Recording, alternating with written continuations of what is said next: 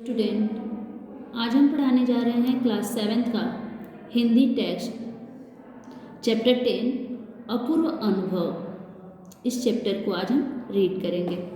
आइए रीड करते हैं। सभागार में शिविर लगने के 2 दिन बाद तोतो चान के लिए एक बड़ा साहस करने का दिन आया। इस दिन इसे यासुकी चान से मिलना था। इस भेद का पता न तो तोतो चान के माता पिता को था, न कि यासुकी चान के। उसने यासुकी चान को अपने पेड़ पर चढ़ने का न्योता दिया था। तोमोए में हर एक बच्चा बाग के एक एक पेड़ को अपने खुद के चढ़ने का पेड़ मानता था। तोतो चान का पेड़ मैदान के बाहरी हिस्से में कुहोनो बुत्सु जाने वाली सड़क के पास था। बड़ा सा पेड़ था, उसका चढ़ने जाओ तो पैर फिसल फिसल जाते, पर ठीक से चढ़ने पर जमीन से कोई 6 फुट की ऊंचाई पर एक दिशाखा तक पहुंचा जा सकता था। बिल्कुल किसी झूले सी आरामदेह जगह थी। यह तोतो चान अक्सर खाने की छुट्टी के समय या स्कूल के बाद ऊपर चढ़ी मिलती। वहाँ से वह सामने दूर तक ऊपर आकाश को या नीचे सड़क पर चलते लोगों को देखा करती थी। बच्चे अपने अपने पेड़ को निजी संपत्ति मानते थे। किसी दूसरे के पेड़ पर चढ़ना हो तो उससे पहले पूरी शिष्टता से माफ़ कीजिए, क्या मैं अंदर आ जाऊं? पूछना पड़ता था। यासुकी चान को पोलियो था, इसलिए वह न तो किसी पेड़ पर चढ़ पाता था और न किसी पेड़ को निजी संपत्ति मानता था। अतः तोतो चान ने उसे अपने पेड़ पर आमंत्रित किया था, पर यह बात उन्होंने किसी से नहीं कही, क्योंकि अगर बड़े सुनते तो जरूर डांटते।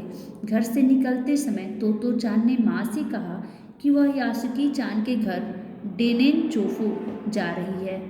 चूँकि वह झूठ बोल रही थी, इसलिए उसने माँ की आंखों में नहीं झांका।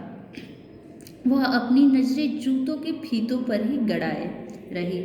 राखी उसके पीछे पीछे स्टेशन तक आया। जाने से पहले उसे सच बताए बिना तोतो चान से रहा नहीं गया।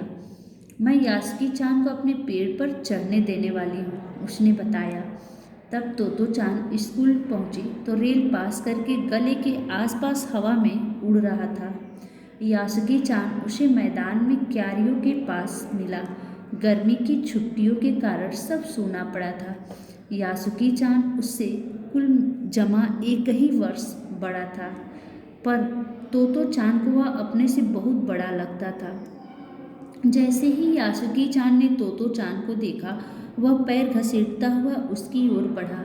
उसके हाथ अपनी चाल को स्थिर करने के लिए दोनों ओर फैले हुए थे। तोतो चान उत्तेजित थी।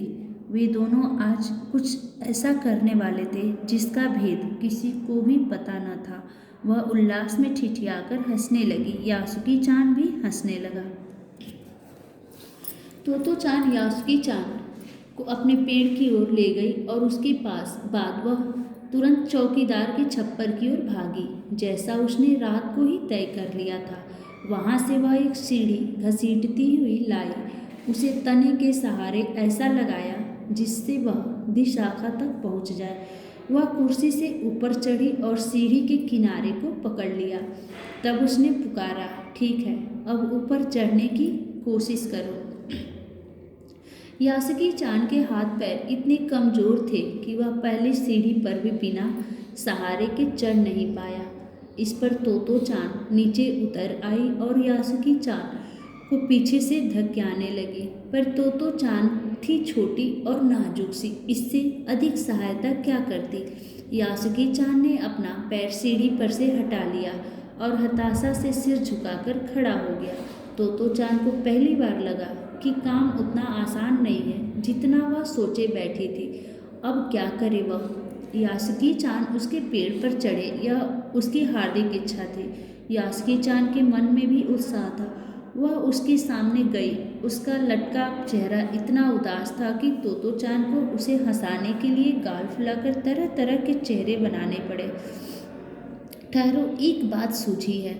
वह फिर चौकीदार के छप्पर की ओर दौड़ी और हर एक चीज उलट पुलट कर देखने लगी। आखिर उसे एक तिपाई सीढ़ी मिली जिसे थामे रहना भी जरूरी नहीं था। वह तिपाई सीढ़ी को घसीट कर ले आई तो अपनी शक्ति पर हैरान होने लगी। तिपाई की ऊपरी सीढ़ी दिशाखा तक पहुंच रही थी। देखो, अब डरना मत, उसने बड़ी बुलंद सी आवाज में कहा। यह डगमगाएगी नहीं। यास्की चांद ने घबराकर तिपाई सीढ़ी और पसीने से तरबतर तो चांद की ओर देखा। उसे भी काफी पसीना आ रहा था। उसने पेड़ की ओर देखा और तब निश्चय के साथ पांव उठाकर पहली सीढ़ी पर रखा। उन दोनों को यह बिल्कुल भी पता न चला कि कितना समय यास्की चांद को ऊपर तक चढ़ने में लगा। सूरज का ताप उन पर पड़ रहा था, पर दोनों का ध्यान यास्की चांद के ऊपर तक पहुंचने में रमा था। तो चांद नीचे से उसका एक एक पैर सीढ़ी पर धरने में मदद कर रही थी। अपने सिर से वह उसके पिछले हिस्से को भी स्थिर कर रही। यास्की चांद पूरी शक्ति के साथ जूझ रहा था और आखिर वह ऊपर पहुंच गया। हुर्रे! अब पर उसे अचानक सारी मेहनत बेकार लगने लगी। तो चांद तो सीढ़ी पर से छलांग लगाकर दिशाखा पर पहुंच गई, पर यास्की चांद को सीढ़ी से ऊपर पेड़ पर लाने की हर कोशिश बेकार रही। यास्की चांद सीढ़ी थामे तो चांद की ओर ताकने लगा। तो चांद की रुलाई छूटने को हुई। उसने चाहा कि यास्की चांद को अपने पेड़ पर आमंत्रित कर तमाम नई नई चीज़ें दिखाए, पर वह रोई नहीं। उसे डर था कि उसके रोने पर यास्की चांद भी रो पड़ेगा। उसने यास्की चांद का पोलियो से पिचकी और अकड़ी उंगलियों वाला हाथ अपने हाथ में थाम लिया। उसके खुद के हाथ से वह बड़ा था, उंगलियां भी लंबी थी। देर तक तो चांद उसका हाथ थामे रही, तब बोली, तुम लेट जाओ, मैं तुम्हें पेड़ पर खींचने की कोशिश करती हूँ। उस समय दिशाखा पर खड़ी तो चांद द्वारा यास्की चांद को पेड़ की ओर खींचते अगर कोई बड़ा देखता तो वह जरूर डर के मारे चीख उठता। उसे वे सच में जोखिम उठाते ही दिखाई देते, पर यास्की चांद को तो चांद पर पूरा भरोसा था। वह खुद भी यास्की चांद के लिए भारी खतरा उठा रही थी। अपने नन्हे नन्हे हाथों से वह पूरी ताकत से यास्की चांद को खींचने लगी। बादल का एक बड़ा टुकड़ा बीच बीच में छाया करके उन्हें कड़कती धूप से बचा रहा था। काफी मेहनत के बाद दोनों आमने सामने पेड़ की दिशाखा पर थे। पसीने से तरबतर अपने बालों को चेहरे से हटाते हुए तो चांद ने सम्मान से झुककर कहा, मेरे पेड़ पर तुम्हारा स्वागत है। यास्की चांद डाल के सहारे खड़ा था। कुछ झिझकता हुआ वह मुस्कुराया। तब उसने पूछा, क्या मैं अंदर आ सकता हूँ? उस दिन यास्की चांद ने दुनिया की एक नई झलक देखी जिसे उसने पहले कभी न देखा था। तो ऐसा होता है पेड़ पर चढ़ना, यास्की चांद ने खुश होते हुए कहा। वे बड़ी देर तक पेड़ पर बैठे बैठे इधर उधर के गप्पे लड़ाते रहे। मेरी बहन अमेरिका में है, उसने बताया है कि वहाँ एक चीज़ होती है, टेलीविज़न। यास्की चांद उमंग से भरा बता रहा था। वह कहती है कि जब वह जापान में आ जाएगा तो हम घर बैठे बैठे ही सुमो कुश्ती देख सकेंगे। वह कहती है कि टेलीविज़न एक डिब्बे जैसा होता है। तो चांद उस समय यह तो न समझ पाई कि यास्की चांद के लिए जो कहीं भी दूर तक चल नहीं सकता था, घर बैठे चीज़ों को देख लेने के क्या अर्थ होंगे। वह तो यह ही सोचती रही कि सुमो पहलवान घर में रखे किसी डिब्बे में कैसे समा जाएंगे। उनका आकार तो बड़ा होता है, पर बात उसे बड़ी लुभावनी लगी। उन दिनों टेलीविज़न के बारे में कोई नहीं जानता था। पहले यास्की चांद ने ही तो चांद को उसके बारे में बताया था। पेड़ मानो गीत गा रहे थे और दोनों बेहद खुश थे। यास्की चांद के लिए पेड़ पर चढ़ने का यह पहला और अंतिम मौका था। पार्ट 10 में अपूर्व अनुभव में तो चांद विश्व साहित्य की एक अमूल्य निधि है जो मूलतः जापानी भाषा में लिखी गई है। इसका अनुवाद विश्व की कई भाषाओं में हो चुका है।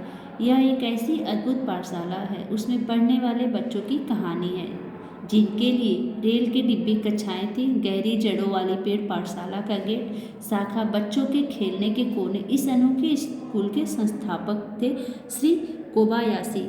लेखिका स्वयं इस स्कूल की छात्रा थी। उन्हीं के बचपन के अनुभवों पर आधारित है पुस्तक तो चांद का यह अपूर्व अनुभव है। तो इस पाठ को आप पढ़िएगा, अपूर्व अनुभव, और इसे समझिएगा। बहुत अच्छी कहानी है। आपकी क्लास ओवर होती है। Thank you.